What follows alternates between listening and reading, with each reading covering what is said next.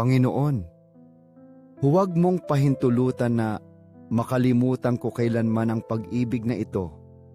Huwag mong pahintulutan na makalimutan ko na ikaw ay laging nasa aking tabi sa bawat sandali ng aking buhay.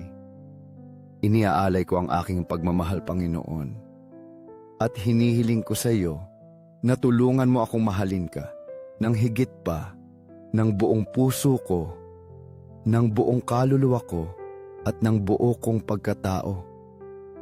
Ikaw ang lahat para sa akin, at nais kong mabuhay araw-araw sa pakikipag-isa at pagmamahal sa iyo. O Diyos na nakatago sa tabernakulo, lumalapit ako rito upang magpasalamat sa iyo para sa lahat ng mga biyayang ibinigay mo sa akin. Bawat araw ay isang araw na puno ng biyaya mula sa iyo. Mayroon akong kalusugan, pamilya, mga kaibigan at higit sa lahat, ang iyong presensya sa kabanal-banalang sakramento. Nagpapasalamat ako sa iyo para sa lahat ng ibinigay mo sa akin, para sa maliit at sa malaki, dahil alam ko na lahat ay regalo mula sa iyo. Salamat sa hindi mo pag-abandona sa akin, sa kabila ng aking mga pagbagsak at pagkabigo. Salamat sa iyong walang hanggang pag-ibig, isang pag-ibig na walang kondisyon at hindi matitinag. Lumalapit ako sa iyong harapan, Panginoon, upang humingi ng kapatawaran para sa aking mga pagkukulang at pagkakamali. Jesus, araw-araw ako ay nabibigo, hindi ako nagmamahal ayon sa nararapat, hindi ako nabubuhay ayon sa iyong mga salita. Ngunit hindi ako nawawala ng pag-asa, dahil alam ko na ikaw ay laging handang magpatawad sa akin. Ikaw ang Diyos ng awa, patawarin mo ang aking mga sandali ng kawalang katapatan, ang aking mga pagkukulang sa pag-ibig sa aking mga kapatid. Tulungan mo akong makilala ang aking mga kahinaan, ngunit huwag hayaang ilayo nila ako sa iyo. Bigyan mo ako ng pusong mapagpakumbaba at mulat sa aking pangangailangan sa iyo sa aking buhay. Iniaalay ko, Panginoon, ang buo kong puso bilang isang gawa ng pag-ibig at pagbabayad puri. Jesus, ibinibigay ko sa iyo ang bawat tibok ng aking puso, ang aking mga panalangin na ibinubulong, ang aking mga kaisipan at hangarin. Nais kong iugnay ang aking puso sa iyo, upang ang bawat aksyon sa aking buhay ay maging isang gawa ng pag-ibig at pagbabayad puri. Ibinibigay ko sa iyo ang lahat ng aking pasakit, aking mga kalungkutan, aking mga pagkukulang, at hinihiling ko sa iyo na gawin mong biyaya ang mga ito upang mahalin ka ng higit pa. Panginoong Jesus, tulungan mo akong mabuhay ng ganap sa pag-ibig at sakripisyo. Hindi ko nais magkaroon ng sariling kalooban kundi ang iyo. Nais kong mabuhay ayon sa iyong kalooban sa bawat desisyon at aksyon, upang ang bawat araw ay maging isang sakripisyong kalugod-lugod sa iyo. Alam ko na upang mabuhay ayon sa iyong kalooban, ay dapat kong talikuran ang aking sarili, iwanan ang aking mga makasariling hangarin, at talikuran ang kayabangan at kapalaluan. Panginoon, bigyan mo ako ng lakas upang talikuran ang aking sarili, upang bawat araw ay mabuhay lamang para sa iyo, para sa iyong kaluwalhatian. Jesus, sa kabanal-banalang sakramento, nagtitiwala ako sa iyong presensya sa bawat sandali ng aking buhay. Naniniwala ako na ikaw ay laging naroroon sa kabanal-banalang sakramento, at nadarama ko ang iyong walang hanggang pag-ibig kapag lumuluhod ako sa iyong harapan.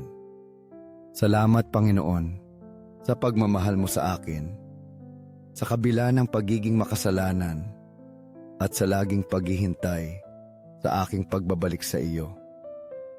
Iniaalay ko ang aking buhay, Panginoon, at hinihiling ko sa iyo na tulungan mo akong mabuhay araw-araw sa iyong pag-ibig at kabanalan.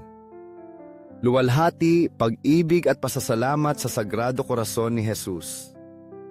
Sagrado Corazon ni Jesus, Iniaalay ko sa iyo ang buo kong pagmamahal at pasasalamat mula sa kaibuturan ng aking puso. Lubos akong nagtitiwala sa iyo dahil alam ko na ikaw lamang ang makapagpapagaling sa aking kaluluwa at makapagbabago sa akin sa isang bagong tao, isang taong nabubuhay ayon sa iyong kalooban. Sa langit at sa lupa, purihin magpakailanman ang maibiging puso ni Jesus sa sakramento. Sa langit at sa lupa, purihin magpakailanman ang maibiging puso ni Jesus sa sakramento. Sa langit at sa lupa, purihin magpakailanman ang maibiging puso ni Jesus sa sakramento. Sa kapakumbabaan at pagmamahal, ibinibigay ko sa iyo ang luwalhati at karangalan. Sagrado Korason ni Jesus, ngayon at magpakailanman. Amen. Ibahagi natin ang mga sandaling ito sa ating mga kapatid upang ang pag-ibig ni Jesus sa kabanal-banalang sakramento ay makarating sa mas maraming puso. Kung nakadama ka ng kapayapaan at biyaya sa panalangin ito, ibahagi ito at mag-iwan ng pasasalamat o papuri kay Jesus sa mga komento. Mag-subscribe, magbahagi at i-activate ang kampanilya upang makatanggap ng mga notifikasyon ng mga susunod na sandali kasama si Jesus sa kabanal-banalang sakramento. Salamat sa pagsama sa amin sa mga sandaling ito. 5 minuto kasama si Jesus na nasa sakramento. Sa ngalan ng Ama at ng Anak at ng Espiritu Santo. Amen. Mahal na Jesus, bilanggo ng pag-ibig, pinabayaan sa maraming dako, kinalimutan ng mga abalang puso at ng mga hindi nakikilala ang iyong buhay na presensya sa kabanal-banalang sakramento ng altar. Ikaw, mabuting Jesus, naroon pa rin, bukas ang puso, nananabik sa aming pagdalaw, naghahangad na makinig sa isang tapat na salita, tumanggap ng isang gawa ng pananampalataya. Kay lalim ng iyong pag-ibig, kay walang hanggan ang iyong pagnanais na mapalapit sa bawat isa sa amin, kahit na ang aming mga gawa ay tumatalikod sa iyo. Panginoon ng tabernakulo, dagdagan mo ang aking pananampalataya, sapagkat kung wala ka, wala akong anuman. Panginoon ng awa, turuan mo akong maging maawain sa iba, tulad mo sa akin. Panginoon ng katotohanan, gabayan mo ang aking mga hakbang sa landas ng kabutihan, upang hindi ako lumayo sa iyong liwanag. Panginoon ng pag-ibig, pagalabin mo ang aking puso upang mahalin ka ng higit at higit araw-araw, hanggang sa ang aking buhay ay maging isang tugon ng pasasalamat sa iyong sakripisyo. Huwag mabagabag ang inyong puso. Sumampalataya kayo sa Diyos, sumampalataya rin kayo sa akin. 1:4:1. Ang mga salita mong ito, Jesus, ay isang balsamo na nagpapagaan sa aming mga kaluluwang nagdurusa. Sa mundong ito na puno ng pagmamadali, pagdurusa at kawalan ng katiyakan, malumanay mong ipinapaalala sa amin na hindi kami nag-iisa. Inaanyayahan mo kaming magtiwala na ilagak sa iyo ang lahat ng aming pag-asa, sapagkat ang iyong pag-ibig ay walang hanggan at ang iyong kapangyarihan, Panginoon, ay walang katapusan. Bakit manalangin sa harap ni Jesus na nasa sakramento? Sapagkat sa bawat tabernakulo sa mundo, si Jesus ay tunay na naroroon, kasama ang kanyang katawan, dugo, kaluluwa, at pagka-Diyos.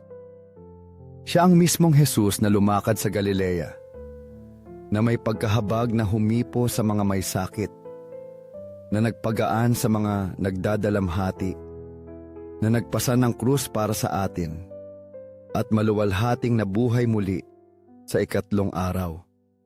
Naghihintay siya roon sa atin.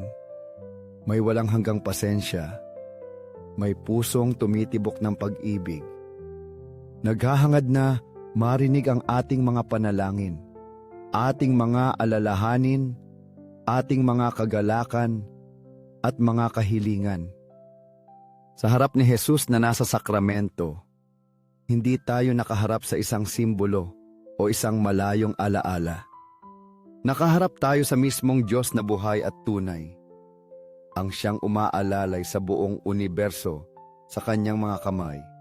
At kasabay nito, inaalagaan ang bawat detalye ng ating buhay nang may walang kapantay na pagmamahal. Kay laking pribilehiyo ang makatayo sa harap niya, makita siya ng harapan sa katahimikan ng tabernakulo. Kapag lumalapit tayo kay Jesus sa kabanal-banalang sakramento, tumutugon tayo sa kanyang paanyaya ng walang hanggang pag-ibig.